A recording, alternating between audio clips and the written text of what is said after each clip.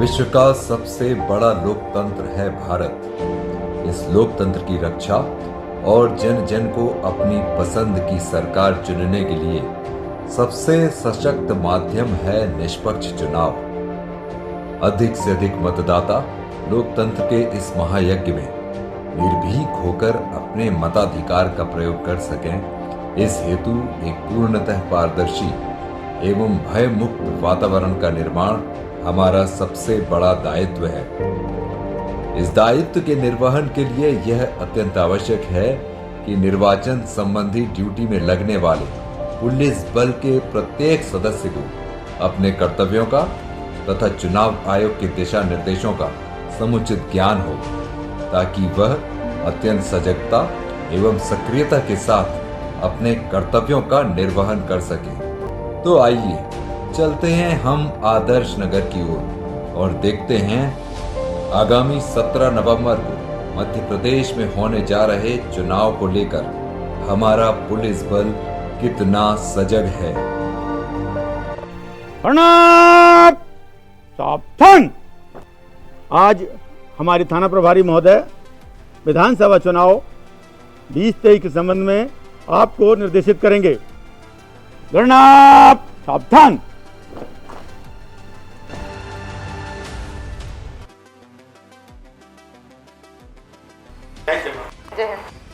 श्रीमान, गणना ली गई। गणना आपकी ब्रीफिंग के लिए तैयार है श्रीमान।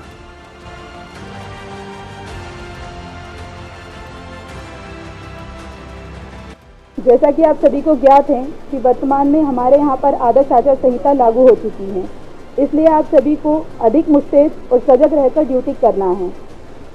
राकेश जी श्रीमान। आपकी बीट में असामाजिक तत्वों के शांति भंग करने की अधिक संभावना रहती है, इसलिए आपको आपके क्षेत्र में लगातार पेट्रोलिंग करना है, ठीक है। राहुल जी श्रीमान। आपकी बीट में शराब की दुकानें अधिक हैं और वहाँ पे लोगों के उपद्रव मचाने की संभावना भी अधिक रहती है, इसलिए आप सभी लोग अपनी अपनी बीट में लगातार पेट्रोलिंग करेंगे और आप सभी स्वयं आदर्श आचार संहिता का पालन करेंगे और आम जन से भी आदर्श आचार संहिता का पालन कराएंगे।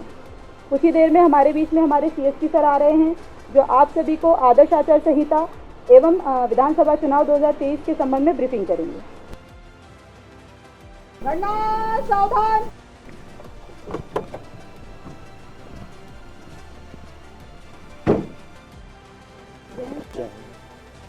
पहले से अधिकारी कर्मचारी ड्यूटी के लिए उपस्थित हैं।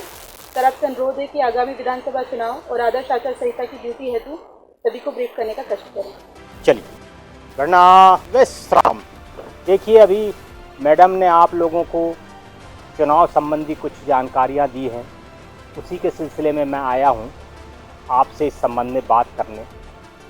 सबसे पहले मैं ये जानना चाहता हूं कि जैसे ही चुनाव की डेट डिक्लेयर होती है तो क्या परिवर्तन होता है। चुनाव की डेट डिक्लेयर होती है, वैसे ही आदर्श आचार संहिता लागू हो जाती है और आदर्श आचार संहिता में चुनाव आयोग के द्वारा जो भी दिशा निर्देश जारी किए जाते हैं उसका पालन करना हमारे लिए अनिवार्य होता है।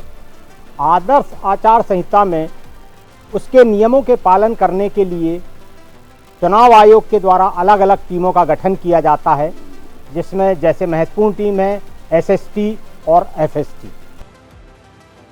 साहब जाए एसएसटी का हो साहब, अंग्रेजी में तो समझ में नहीं आया साहब, हिंदी में बता देते तो हम उनकी समझ में आ जाते।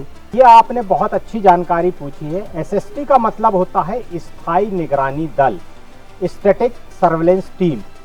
ये हमारे जिले की सीमाओं पर लगाई जाती है, स्थायी रूप से चेकिंग करते हैं और इसमें एक कार्यपालक मजिस्ट्रेट होता है जिसके निगरानी में अवैध मादक पदार्थ, शराब और जो असामाजिक लोग हैं उनके ऊपर नियंत्रण किया जाता है। हाँ, एक चीज़ और ध्यान रखने वाली है, वो ये है कि जो भी कार्रवाई हम करेंगे वो कार्यपालक मजिस्ट्रेट के निर्देशन पर ही करेंगे तथा उसकी वीडियोग्राफी अनिवार्य रूप से की जाएगी। वीडियो रिकॉर्डिंग करना काहे के लाने जरूरी है सर, समझ में नहीं आई। वीडियो रिकॉर्डिंग हम इसलिए करवाते हैं ताकि हम जो कार्रवाई कर रहे हैं उस कार्रवाई में निष्पक्षता नजर आए, इसलिए हम हर कार्रवाई की वीडियो रिकॉर्डिंग अनिवार्य रूप से करवाते हैं। जैसे आपने एसएसटी समझा, उसी प्रकार दूसरा निगरानी दल होता है जिसको बोला जाता है एफएसटी। सर ये एसएसटी तो समझ आ गया, मगर ये एफएसटी के बारे में हमें कुछ जानकारी नहीं है, प्लीज़ बताइए सर। देखिए, जिस प्रकार स्थायी निगरानी दल जिसे एसएसटी बोलते हैं वो एक जगह पर खड़े रहकर चेकिंग की कार्रवाई करता है, उसी प्रकार एफएसटी जो है वो एक चलित दल रहता है। एक वाहन रहता है जिसमें कार्यपालक मजिस्ट्रेट रहता है, पुलिस का बल रहता है। जो कार्रवाई एसएसटी सीमाओं पर स्थायी रूप से करता है, शिकायत मिलने पर एफएसटी इसी चीज को चलित रूप में वहीं पर जाकर चुनाव संबंधी शिकायतों का निराकरण करता है और इसकी भी प्रक्रिया वही रहती है। कार्यपालक मजिस्ट्रेट जिसके निर्देशन में कार्रवाई की जाती है और समस्त कार्रवाई की वीडियो रिकॉर्डिंग की जाती है। आगे आप लोगों को समझ में एसएसटी और एफएसटी। एक चीज और ध्यान देने वाली है, जैसे ही आदर्श आचार संहिता लागू होती है, जिला कलेक्टर के द्वारा जिले में धारा 144 लागू कर दी जाती है और जितने भी शस्त्र हैं उनके लाइसेंस निरस्त कर दिए जाते हैं। इस कारण जैसे ही आचार संहिता लागू होती है, अपने थाना क्षेत्र के समस्त लाइसेंसधारियों के शस्त्र तत्काल थाने में जमा करवा लेना अनिवार्य होता है। थाना क्षेत्र में निवासरत सभी अपराधियों पर प्रतिबंधात्मक कार्रवाई अनिवार्य रूप से करना चाहिए। साथ ही साथ थाना क्षेत्र में अवैध शराब, मादक पदार्थ, अवैध हथियार विक्रय वालों के ऊपर भी लगातार कार्रवाई करना चाहिए। मैडम, प्रतिबंधात्मक कार्रवाई के संबंध में आपने क्या किया है? सर, प्रतिदिन वेब पोर्टल पर एलओआर की जानकारी भरी जा रही है सर। उसके तहत जो निगरानी बदमाश हैं या जो शांति भंग कर सकते हैं, उनके विरुद्ध 107 और 110 की सीआरपीसी की कार्रवाई कर बॉन्ड ओवर की कार्रवाई की जा रही है सर। और अधिक से अधिक बॉन्ड ओवर हो, उसके लिए हम सर हमारे क्षेत्र के कार्यपालक मजिस्ट्रेट से भी समन्वय कर रहे हैं सर। ओके मैम, ठीक है। अब आप लोग ये बताएं कि आपने अपने थाना क्षेत्र के सभी मतदान केंद्रों का भ्रमण कर लिया है? लाइए, चलिए, नहीं किया है तो तत्काल आप लोग अपने थाना क्षेत्र के जितने भी मतदान केंद्र हैं उन सब का भ्रमण कर लें। कौन सा मतदान केंद्र कहां पर है, किस स्थिति में है, तथा मतदान केंद्र के आसपास कौन कौन लोग निवास कर रहे हैं। कोई ऐसा व्यक्ति तो नहीं है जो मतदान के समय किसी प्रकार का व्यवधान उत्पन्न करे। समस्त जो जानकारी एकत्रित कर लें। इसके साथ ही वनरेबल क्षेत्र एवं क्रिटिकल मतदान केंद्र भी चिन्हित कर लें। विशेषकर चुनाव आयोग का वनरेबल क्षेत्र एवं क्रिटिकल मतदान केंद्र पर बहुत विशेष नजर रहती है। भाई, आदर्श नगर थाने पर तो व्यवस्था एकदम चाक चौबंद चल रही है। आइए जरा पुलिस मुख्यालय चलते हैं, देखें चुनाव के प्रशिक्षण और मैदानी व्यवस्था के लिए क्या कहते हैं हमारे अधिकारी। मध्य प्रदेश में विधानसभा चुनाव 2023 की घोषणा हो चुकी है। इलेक्शन कमीशन द्वारा पिछले कुछ महीनों से कई मीटिंग भी ली है और कई सारे सर्कुलर भी जारी किए हैं। हमारा मुख्य उद्देश्य यह है कि किस प्रकार विधानसभा चुनाव 2023 का फ्री, फेयर और पीसफुल इलेक्शन हम लोग करा सकें, इस संबंध में हमारी पूरी तैयारी चल रही है। इलेक्शन कमीशन द्वारा कई सर्कुलर्स जारी किए हैं, जिसे पूर्व में विशेष शाखा से हमारे यहाँ से चुनाव सेल से पुलिस अधीक्षक को भेजा गया है। यह भी निर्देश दिया गया है कि जितने भी सर्कुलर हैं उसको ठीक से उसके निर्देशों का पालन अपने ज़िले में कराया जाए। मुख्य रूप से जो सर्कुलर है वो सर्कुलर रिलेटेड है सीएपीएफ के बल, होमगार्ड के बल जो हमारे पास आते हैं, उसके एकोमोडेशन और ट्रांसपोर्टेशन, इन दोनों से रिलेटेड चीज़ें जो ज़रूरी है उसके एक पैरामीटर्स तय किए गए हैं। डिप्लॉयमेंट प्लान का एक सर्कुलर, एक मैनुअल इलेक्शन कमीशन के द्वारा जारी किया गया है, जिसमें कई सारे पैरामीटर्स हैं कि सीएपीएफ और होमगार्ड के बल जब हमारे पास आते हैं तो उनको क्या क्या चीज़ें एकोमोडेशन और ट्रांसपोर्टेशन के लिए आवश्यक होता है और उन्हें किस तरह से वहाँ पे रखा जाना है और उसका किस प्रकार से हम उसका उपयोग कर सकते हैं। इसे कृपया कर विस्तार से इसको अध्ययन कर लें। अपने अधीनस्थ अधिकारियों जो इसमें लगे हुए हैं उनको भी बताएं कि उनके एकोमोडेशन के लिए और ट्रांसपोर्टेशन के लिए सारी चीज़ें समय से पहले आप अपने व्यवस्था कर लें, ताकि लास्ट मिनट में किसी प्रकार की कोई गड़बड़ी ना हो। अभी जो जानकारी जारी है वो एलओआर की जानकारी जारी है, डेली रिपोर्ट जा रही है।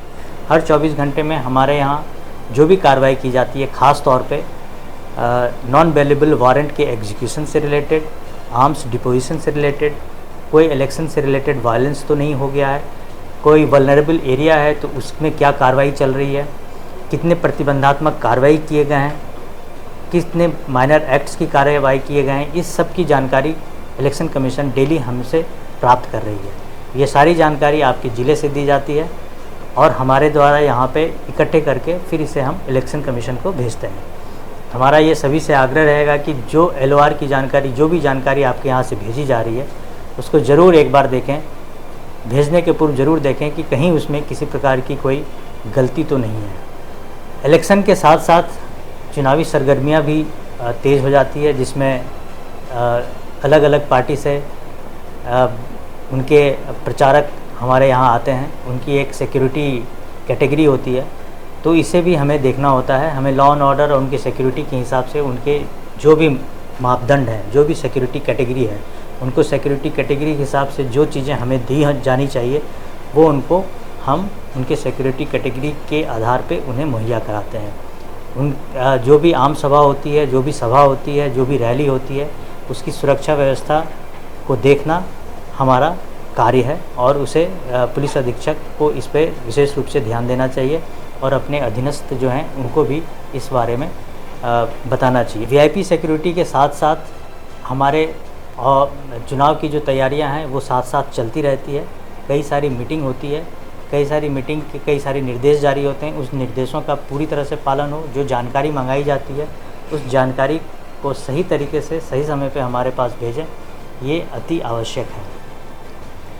पूर्व में भी हमारे यहाँ चुनाव हुए हैं और काफ़ी अच्छी तरीके से शांतिपूर्ण चुनाव हम लोगों ने संपन्न कराए हैं। कोई रीज़न नहीं है कि इस बार भी शांतिपूर्ण चुनाव संपन्न नहीं हो सकेगा। हमें विश्वास है कि मध्य प्रदेश में काबिल अधिकारियों के हाथ में कमान दिया हुआ है और फ्री, फेयर और पीसफुल इलेक्शन कराने में हम लोग निश्चित रूप से सफल होंगे। धन्यवाद। जय हिंद। नमस्कार। जैसा कि आप सबको विदित है, मध्य प्रदेश में विधानसभा के आम निर्वाचन 17 नवंबर 2023 को प्रस्तावित है। इस परिप्रेक्ष्य में आप सभी लोग जोर शोर से अपने क्षेत्र में, अपने ज़िले में तैयारियां शुरू कर चुके हैं। हमने मुख्यालय स्तर से पुलिस मार्गदर्शिका हमारे आरक्षक से लेके वरिष्ठ अधिकारियों के मार्गदर्शन हेतु जारी की है। हम उम्मीद करते हैं कि आप उस मार्गदर्शिका को पालन करवाएंगे। कोशिश करेंगे कि आपके आरक्षक से लेके, होमगार्ड से लेके जो अन्य राज्यों से आने वाला बल है उसे भी इसका अवलोकन करवाएं, ताकि वे चुनाव के दौरान कौन सी सावधानियां हैं जिन पे उनको ध्यान देना है उस पर विशेष तौर पे नज़र रख सकें। इस बार निर्वाचन व्यवस्था में हमने आपको DGP रिजर्व के तौर पे 9 आरक्षकों को प्रदान किया है। मेरा आपसे विशेष आग्रह यह रहेगा कि इन सब 9 आरक्षकों के साथ में जब भी इन्हें ड्यूटी में भेजा जाए, अनुभवी इनके सुपरवाइजरी ऑफिसर भी इनके साथ में ड्यूटी पे साथ में जाएं, ताकि इन्हें उचित मार्गदर्शन ड्यूटी के दौरान मिलता रहे। साथ ही चूँकि ये नए रंगरूट हैं, इन्हें ड्यूटी के दौरान आवश्यक ब्रेक एवं इनकी रख रखाव की जिम्मेदारी भी हमारा एक प्रमुख दायित्व है। इस ओर भी हमें एज पुलिस लीडर्स विशेष ध्यान देने की आवश्यकता है। दूसरा बिंदु आता है नक्सल क्षेत्र में, जहाँ पे सुरक्षा आप मतदान कर्मियों की एवं मतदाताओं की तो करते ही हैं, परंतु जो हमारे पुलिसकर्मी सुरक्षा व्यवस्था में लगे हैं उनकी सुरक्षा का दायित्व भी एक हमारी बुनियादी जिम्मेदारी है। नक्सल क्षेत्र में खास तौर पे आरोपी संबंधी जो प्रोटोकॉल्स हैं एवं अन्य जो सुरक्षा के प्रोटोकॉल्स हैं उनका विशेष ध्यान रखा जाए, ये भी मेरी आप लोगों से एक अपेक्षा है। हमारे बूथ स्तर पे जो सुरक्षा व्यवस्था है उसके संबंध में है, जैसा कि आप सब लोगों को विदित है कि किसी भी बूथ के 100 मीटर के क्षेत्र में किसी भी अनऑथराइज जो व्यक्ति, अनाधिकृत व्यक्ति है, वहाँ पे उसका मोबाइल फ़ोन को ले जाना वर्जित है। मोबाइल फ़ोन के साथ साथ आजकल ड्रोन कैमरों का इस्तेमाल भी कई क्षेत्रों में देखा जा रहा है, तो ऐसे क्षेत्र में आपको ड्रोन कैमरे के प्रति भी सजगता रखनी पड़ेगी। इस आम निर्वाचन के दौरान जैसा कि आपको पता है, मैदानी स्तर पर बहुत सी ऐसी नई चुनौतियां आएंगी जिनके बारे में अभी बताया जाना संभव नहीं है कि एज पुलिस लीडर्स आप उन सभी चुनौतियों पर खरा उतरेंगे और हम इस प्रदेश में जो एक गौरवशाली परंपरा रही है शांतिपूर्वक निर्वाचन कराए जाने की, उसको बरकरार रखेंगे। जय हिंद। ये था पुलिस मुख्यालय। अब लौटते हैं एक बार फिर आदर्श नगर की ओर। जय हिंद सर, श्रीमान ने बुलाया था।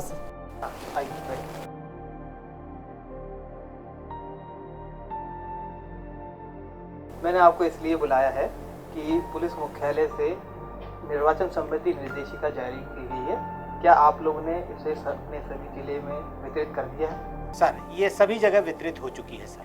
हमें इसी निर्देशिका के अनुसार चुनाव संपन्न कराना है। इस बार हमें टेक्नोलॉजी का भी उपयोग करना है और एक व्हाट्सएप ग्रुप बनाएंगे जिसमें जिले के सारे अधिकारी कर्मचारी उसमें ऐड होंगे और सीमावर्ती जिले के अधिकारियों को भी उसमें ऐड करना है ताकि समय रहते हुए सारी सूचनाओं का आदान प्रदान किया जा सके, ताकि कानून व्यवस्था को समय रहते नियंत्रण किया जा सके। जी सर। सर चुनाव संबंधी कोई ऐप भी जारी हुई है सर? हाँ बिल्कुल, चुनाव आयोग ने 3 ऐप जारी किए हैं सर, समाधान, सुविधा और सुगम। सर ये समाधान ऐप क्या है, थोड़ा सा इसके बारे में श्रीमान बताएंगे? समाधान ऐप चुनाव संबंधी शिकायतों का निराकरण करने के लिए है। सर सुविधा ऐप के बारे में बता दीजिए। सुविधा ऐप चुनाव में भाग लेने वाले दल और प्रत्याशी को पहले आओ पहले पाओ के आधार पर आम सभा और रैली के लिए आवेदन कर सकते हैं। सर ये दोनों ऐप तो समझ गए हैं सर, ये सुगम ऐप के बारे में भी श्रीमान थोड़ा सा जानकारी दे दें। सुगम ऐप द्वारा वाहन प्रबंधन संबंधी जानकारी प्राप्त की जा सकती है। सर बहुत बहुत धन्यवाद। अब मैं आपको सी विजिल ऐप के बारे में भी बताता हूँ। भारत निर्वाचन आयोग ने गलत सूचनाओं और झूठी शिकायतों पर रोक लगाने तथा साक्ष्य आधारित सूचनाएं प्राप्त कर त्वरित कार्रवाई हेतु जो व्यवस्था की है वह है सी विजिल ऐप। इसके तहत शिकायत दर्ज करने से पहले आदर्श आचरण संहिता का उल्लंघन करने वाली हर गतिविधि की केवल एक तस्वीर या 2 मिनट का वीडियो भेजना होगा।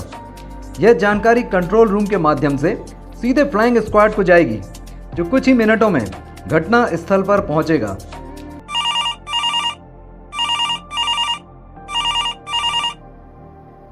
हेलो, हाँ टीआई साहब, आपके थाने क्षेत्र में जो सेंट्रल की फोर्सेज आई हैं उनके रहने और खाने की व्यवस्था हो चुकी है? हाँ ठीक है, ओके। चुनाव व्यवस्था को सुचारू रूप से संपन्न करने हेतु केंद्रीय पुलिस बल तथा अन्य प्रांतों से आने वाले बल की समुचित व्यवस्था हमारा प्रमुख दायित्व है। केंद्रीय पुलिस बल अपने निर्धारित स्थान पर सुगमता पूर्वक पहुंच सके, उनके आवागमन के लिए वाहन, आवास व्यवस्था, भोजन एवं अन्य मूलभूत सुविधाओं के साथ सिम कार्ड एवं मतदान तथा मतगणना दिवस पर भोजन की समुचित व्यवस्था की जानी आवश्यक है। बताओ बाबा, बताओ आगोइल का पारे पे चुनाव। हाँ तो बाबू आएगा नहीं, बताओ। आगोइल का पारे पे चुनाव, नेताजी काम काम करे लगाला। आगोइल का पारे पे चुनाव, नेताजी काम काम करे लगाला। बोला बोला, आज तक गया 5 साल बाद फिर सुनो अपन परेशानियां बताओ। अरे नेताजी परेशानी तो बहुत है, एक रहता तो हम बताई। अपन परेशानियां बताव, ढेर बतियाओ जिन ललावा। अपन परेशानियां बताओ।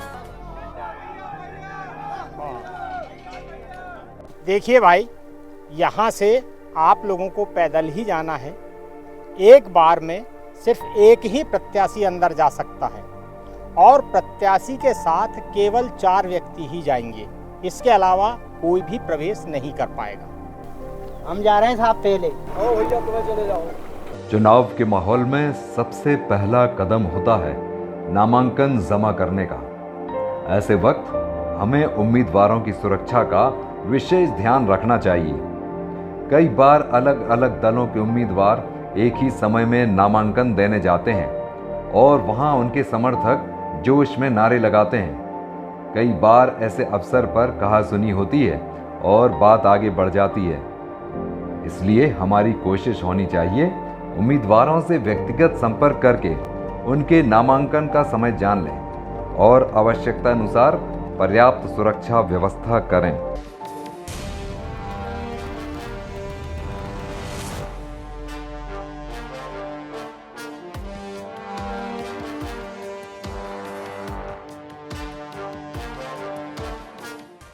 नमस्ते साहब। नमस्ते नमस्ते नेताजी, कैसे आना होगा? हमें चुनाव प्रचार करने के लिए मेन बाजार में आम सभा की परमिशन चाहिए। बिल्कुल मिल जाएगी आपको, लेकिन क्या आपने आवेदन दे दिया? सर दे दिया।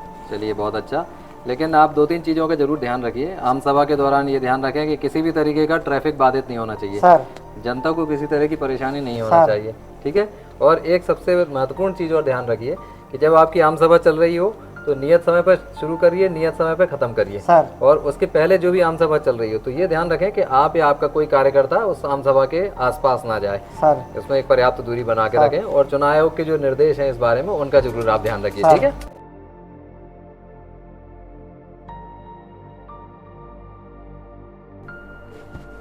सर अंदर आ जाओ सर।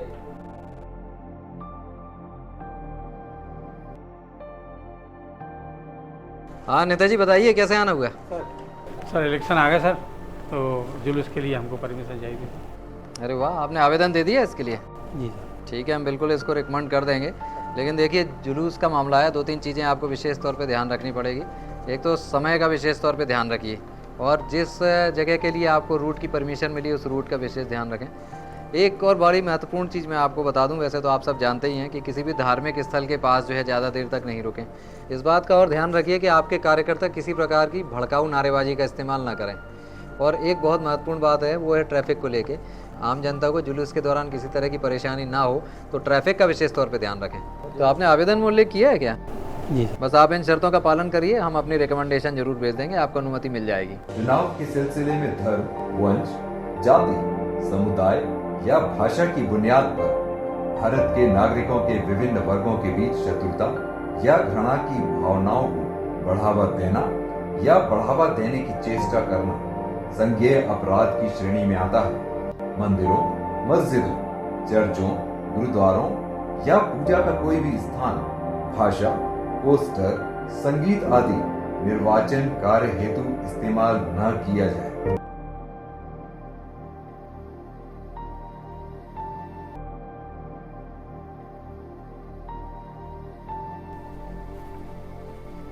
अरे साहब देखिए जी, मां साहब की दीवार पे कौन कुछ लिख रहा है। क्यों भाई, ये क्या हो रहा है? नेताजी का विज्ञापन लिख रहे हैं साहब। क्या इसकी अनुमति ली? अनुमति तो नहीं ली साहब। क्यों, तुम्हें पता नहीं है आचार संहिता के दौरान निजी संपत्ति पर पोस्टर चिपकाना या कुछ लिखना मना है? नहीं साहब। आकाश जी सर। चलो ले चलो इन्हें थाने, वहाँ इन्हें अनुमति दिलवाते हैं। अरे साहब, अरे साहब, चलो। अरे साहब क्या कर रहे हो साहब? साहब छोड़ो तो। चलो सीधे। सबसे पहले होता है दीवारों पर लेखन और पैम्फलेट्स के द्वारा उम्मीदवार का प्रचार। इसमें हमें यह भी देखना होगा कि किसी भी सरकारी भवन पर ना तो नारे लिखे जाएं और ना ही पैम्फलेट्स और बैनर आदि लगाए जाएं। और हाँ, प्राइवेट दुकानों, मकानों आदि पर भी भूस्वामी की लिखित अनुमति के बिना इनका इस्तेमाल नहीं किया जा सकता है, अन्यथा यह मध्य प्रदेश संपत्ति विरूपण अधिनियम के अंतर्गत अपराध है।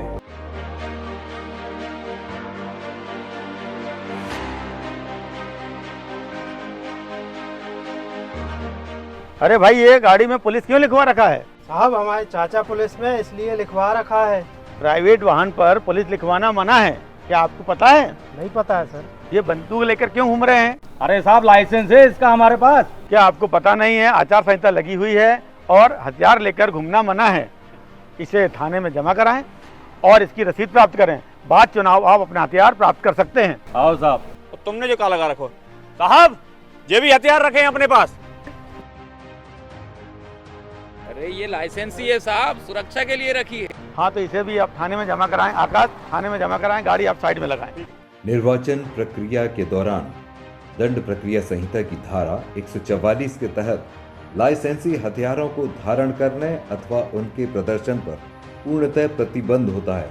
इसके लिए आवश्यक है कि थाना क्षेत्र में जितने भी लाइसेंसी हथियार हैं उन्हें जमा कराया जाए। साथियों, अगर आप सब अपनी किस्मत आजमाने हैं तो अपनी चमकी दीदी को ही जिताने हैं। बोलो चमकी दीदी जिंदाबाद, चमकी दीदी जिंदाबाद, चमकी दीदी जिंदाबाद। अब हम चमकी दीदी से रिक्वेस्ट करते हैं कि इते आके हम सभी को संबोधित करें। चलिए चमकी दीदी, चमकी दीदी जिंदाबाद, चमकी दीदी जिंदाबाद, चमकी दीदी जिंदाबाद। आप सभी भैया और बहनों को मेरा नमस्कार। आपकी बहन को चुनाव में खड़े होने का मौका, आपकी बहन को जिंदाबाद जिंदाबाद, इस बार चुनाव में आपकी जिंदाबाद जिंदाबाद। अरे टीआई साहब, कितने हैं टीआई साहब? अरे टीआई साहब, जरा देखिए ये कौन लोग हैं सभा में व्यवधान डाल रहे हैं। अरे मैडम, ये आप ही की पार्टी के कार्यकर्ता हैं। अरे टीआई साहब, ये हमारी पार्टी के कार्यकर्ता नहीं हैं, ये सभा में व्यवधान डाल रहे हैं। जरा देखिए, ऊधमबाजी कर रहे हैं, इनको पकड़िए और थाने में डालिए। पंकज, आकाश, पकड़ो इन्हें, लेके चलो थाने। चुनावी सभा के दौरान किसी व्यक्ति द्वारा अभद्र आचरण करने या व्यवधान डालने की स्थिति में सभा के अध्यक्ष द्वारा प्रार्थना किए जाने पर पुलिस अधिकारी उस व्यक्ति से पूछताछ कर सकता है। यदि व्यक्ति अपना नाम पता सही नहीं बताता या पुलिस अधिकारी को शक होता है कि उस व्यक्ति ने गलत नाम और पता बताया है, तो पुलिस द्वारा उसे बिना वारंट के गिरफ्तार किया जा सकता है। आइए, ये हमारा प्रिंटिंग प्रेस है। आइए, मैं आपको प्रभाव करता हूँ। चलिए ठीक है।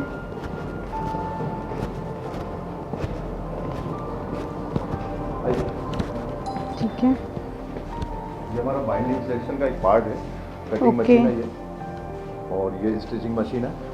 अच्छा, यहाँ पर पेपर पूरे बाइंडिंग होता है। ये कटिंग हो जाता है, उसके बाद पहले बाइंडिंग होता है, फिर कटिंग फिनिशिंग हो जाता है। फिनिश करके फिर ये बुक अपन अलग अलग साइज बनाते हैं। ठीक ठीक, अलग अलग साइज की बुकें होती है।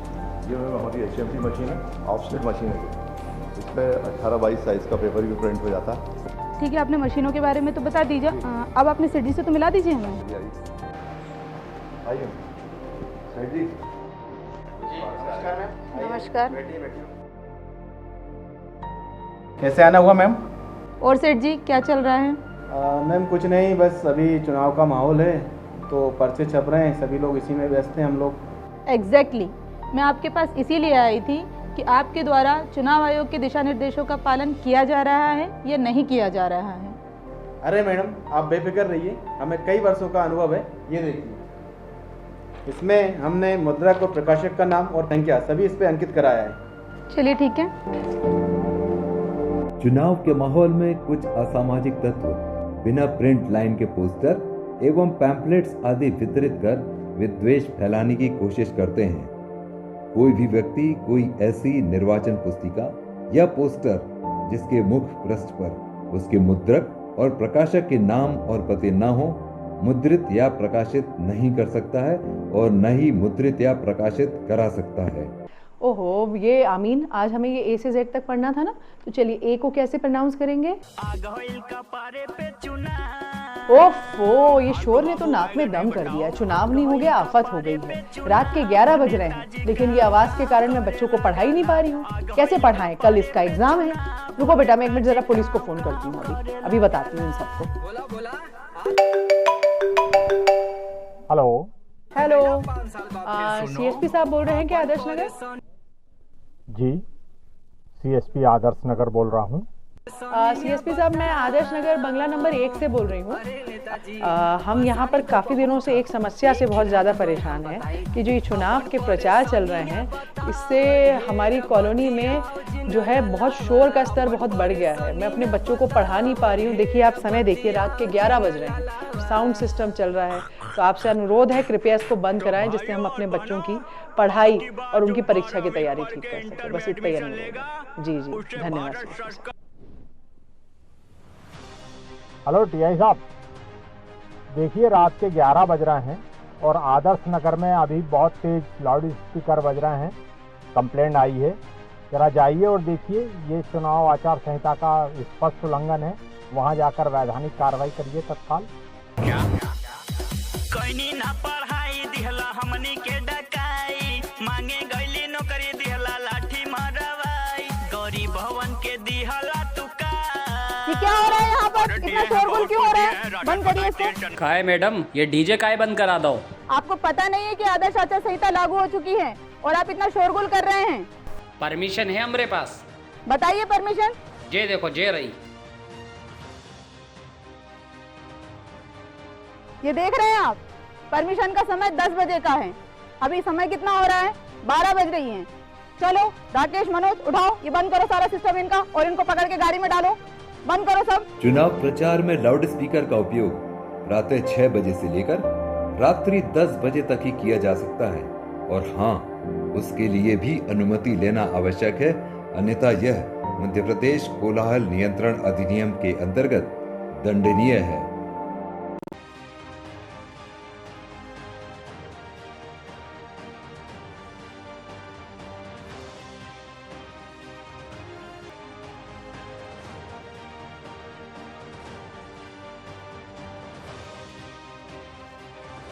नमस्कार साहब।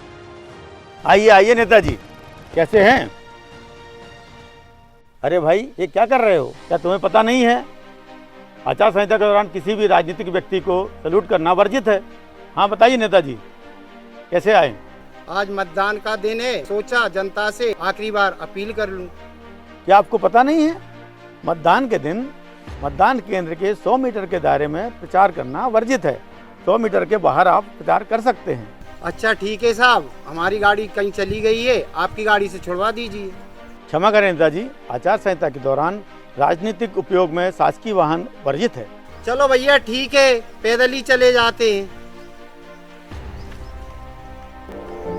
मतदान केंद्र से 100 मीटर के दायरे में वोट के लिए प्रचार करना, प्रलोभन देना या वोट के लिए याचना करना या किसी खास उम्मीदवार को वोट न देने के लिए या किसी खास उम्मीदवार को वोट देने के लिए प्रेरित करना अपराध है।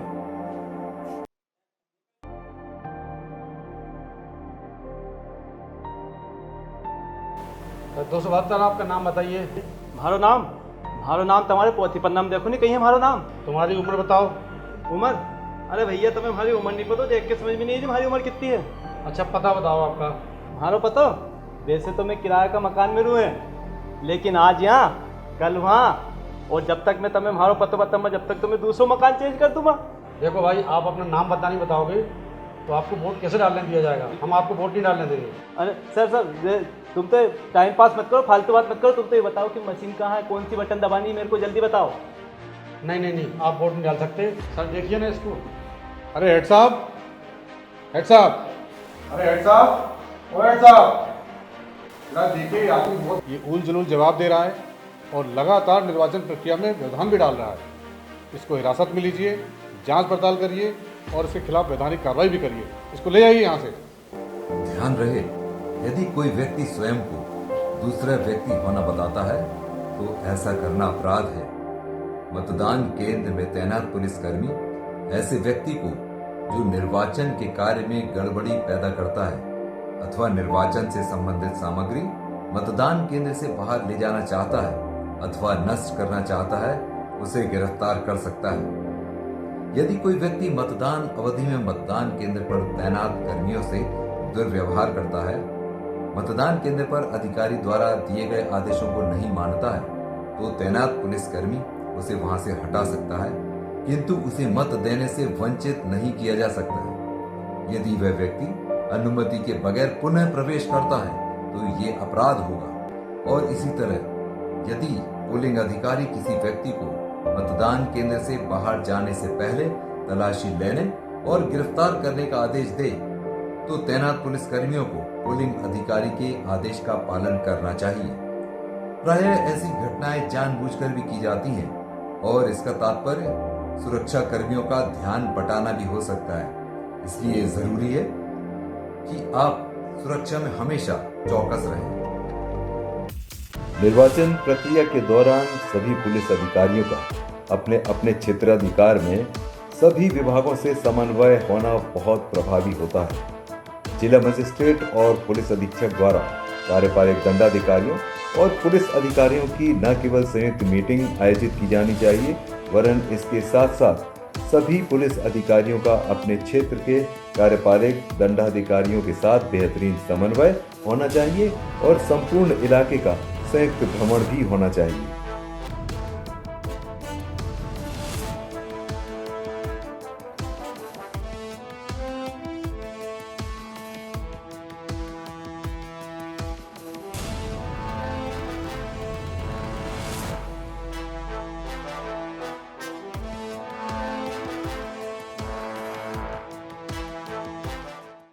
यहाँ सामने ही गूगल गांव है, क्रिटिकल मतदान केंद्र है।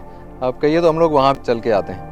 पिछली बार भी कुछ वहाँ पर घटनाएं हुई थी, लास्ट चुनाव में भी घटनाएं वहाँ पर हुई थी, तो मेरे ख्याल से हमको वहाँ पर चलना चाहिए एक बार। बिल्कुल एसपी साहब, मेरे भी नॉलेज में पहले आया हुआ है कि यहाँ ये ऐसा गांव है जहाँ पे बहुत सारी कंप्लेंट्स हैं और थोड़ा उधम भी होता है, तो मैं बिल्कुल वो वाले गाँव में चल के और थोड़ा विजिट भी कर लेना चाहिए, परिस्थितियाँ भी देख लेनी चाहिए कि वहाँ पे क्या हालात है। अरे माइत्री साहब।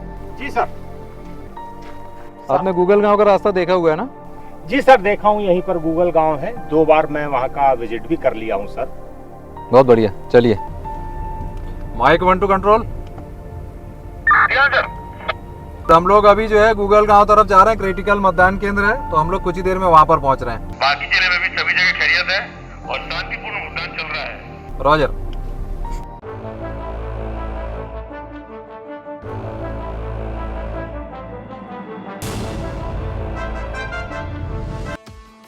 जय हिंद सर। जय हिंद, जय हिंद। कैसा चल रहा है जी? सब बढ़िया चल रहा है। बढ़िया चल रहा है।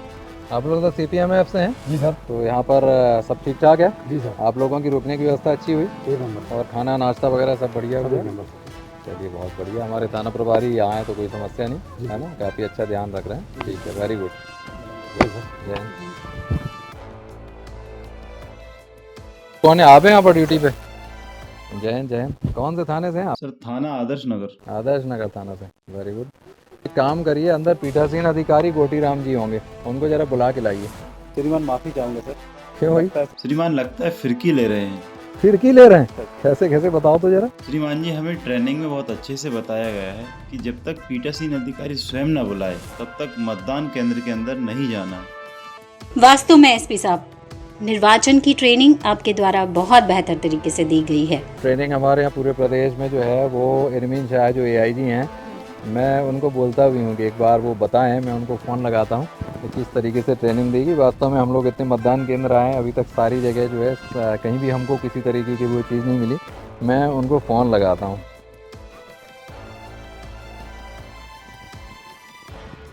हेलो, हाँ इरमीन जी नमस्कार। वही कलेक्टर साहब हमारे साथ में हैं, हम लोग मतदान केंद्र का भ्रमण कर रहे हैं। सभी जगह जितने हमारे पुलिस का फोर्स लगा हुआ है वो बता रहा है कि बहुत अच्छी ट्रेनिंग दी गई। तो हम चाहते हैं कि एक बार आप सभी को बताएं जरा कि किस तरीके से आप लोगों ने पूरी ट्रेनिंग को प्लान किया और किस तरीके से ट्रेनिंग दी। नमस्कार। मध्य प्रदेश विधानसभा चुनाव 2023 की तैयारियों के लिए ट्रेनिंग ब्रांच ने 3 लेवल्स पर एक प्लान तैयार किया। फर्स्ट लेवल जिसमें हमने स्टेट लेवल के मास्टर ट्रेनर्स को तैयार किया। सेकेंड फेज़ जिसमें हमने रेंज में जितने भी ऑफिसर्स अवेलेबल थे वहाँ पर मास्टर ट्रेनर्स को तैयार किया। और थर्ड फेज़ में हमने जो मास्टर ट्रेनर्स ट्रेन हुए थे उन्हीं के थ्रू डिस्ट्रिक्ट्स में ट्रेनिंग को एग्जीक्यूट किया। चर्चा की गई है जिसमें कि LOR रिपोर्ट्स जो है आप कार्रवाइयाँ कर रहे हैं, वारंट की तामीली, सीजर्स। मध्य प्रदेश जो है वो इलेक्शंस में बेहतर परफॉर्मर स्टेट शुरू से रहा है। ट्रेनिंग बहुत इम्पोर्टेंट मुद्दा है आपके इस पूरे इलेक्शन के प्रोसेस का। इस पूरे ट्रेनिंग प्रोसेस में हम लोगों ने सीनियर ऑफिसर से लेकर के पुलिस स्टेशन के कांस्टेबल लेवल तक के ट्रेनिंग को इम्प्लीमेंट किया। इस ट्रेनिंग में पुलिस के साथ साथ और जितने भी लोग डिप्लॉय होंगे इस इलेक्शन की ड्यूटी के लिए उनको इसमें शामिल किया गया, जिसमें SAF था। SAF के साथ साथ हमने इसमें होम गार्ड्स को ट्रेन कराया और साथ ही साथ इसमें वन रक्षक भी शामिल थे, कोटवार शामिल थे। वो सभी लोग जिन लोगों को इलेक्शन के दिन ड्यूटी करना है उन सभी लोगों को ट्रेन कराया गया। इसी में हमने एक LMS का एक प्रोग्राम भी तैयार किया जिससे कि लोगों को अगर कोई लीगल प्रोविज़न वापस देखना है तो उसको आसानी से देख सकते हैं। और इस मॉड्यूल के कंप्लीशन पर हमने एक सर्टिफिकेट भी जनरेट कराया। इस पूरे प्रोसेस में हमने तकरीबन 1 लाख के ऊपर पुलिस ऑफिसर्स को ट्रेन किया है। चलिए एसपी साहब, थोड़ा मतदाताओं से भी बात कर लें। आइए। सब ठीक चल रहा है? कोई दिक्कत या परेशानी तो नहीं? आपको वोट डालने के लिए किसी ने कोई लालच या प्रलोभन तो नहीं दिया है? नहीं। आप लोगों को कोई गाड़ियों में ढोकर तो नहीं लाया है? चलिए ठीक है। अरे खोलिए भाई। रुकिए सर। अरे यार लल्लन भाई आए हैं। क्यों भैया, हमें पहचान नहीं रहे हो कहा? रुकिए नेताजी। हाँ भैया, हमें पहचान नहीं रहे हो कहा? निर्वाचन आयोग की अनुमति के बगैर स्ट्रांग रूम में प्रवेश वर्जित है। अरे ऐसी बात है तो लो भैया।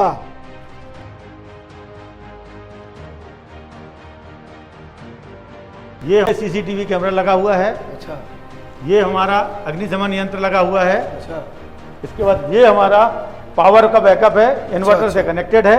यहाँ सभी प्रकार की सुविधाएं हैं, आपको चिंता करने की कोई आवश्यकता नहीं है। चलो भैया, जब इतनी अच्छी सुविधा है तो हमको हमारा क्या काम है। चलो भैया, चलो चलो। मतदान समाप्ति के उपरांत सबसे जरूरी है ईवीएम की सुरक्षा, और इसके लिए आवश्यक है स्ट्रांग रूम पर बल की समुचित व्यवस्था। स्ट्रांग रूम का सुरक्षा घेरा 2 स्तरीय होना चाहिए, जिसमें 24 घंटे सुरक्षा व्यवस्था लगाई जाएगी। बाहरी घेरे में राज्य का विशेष सशस्त्र सुरक्षा बल एवं आंतरिक घेरे में उपलब्धता अनुसार केंद्रीय पुलिस बल द्वारा सुरक्षा व्यवस्था सुनिश्चित की जाएगी।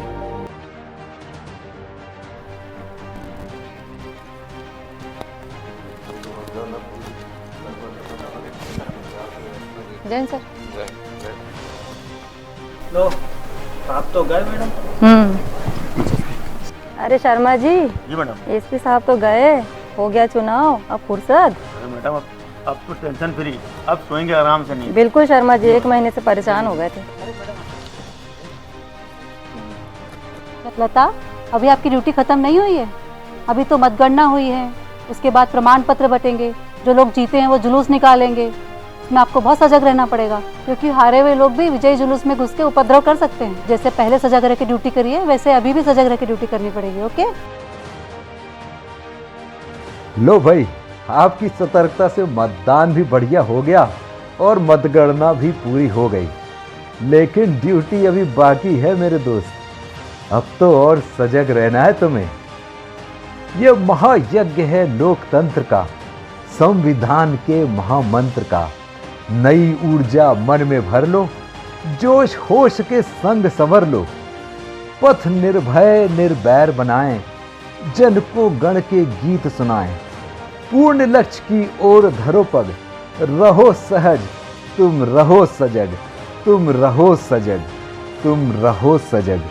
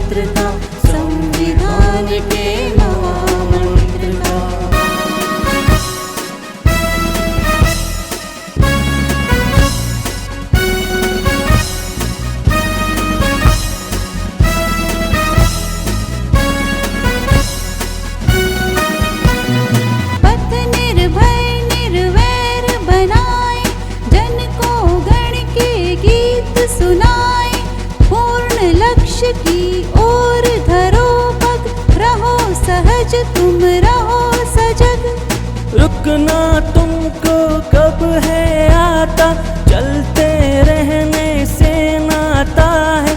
पत चाहे मुश्किल हो सम्मुख, तुमने मोड़ा आंधी का रुख। नहीं भोर तक तुम्हें जागना, पन को नहीं त्यागना। चलो हौसला देखेगा जग, रहो सहज तुम रहो सजग। महायज्ञ है लोकतंत्र का, संविधान के महामंत्र का। नई ऊर्जा मन में भर लो, जोश होश के संग सवर लो।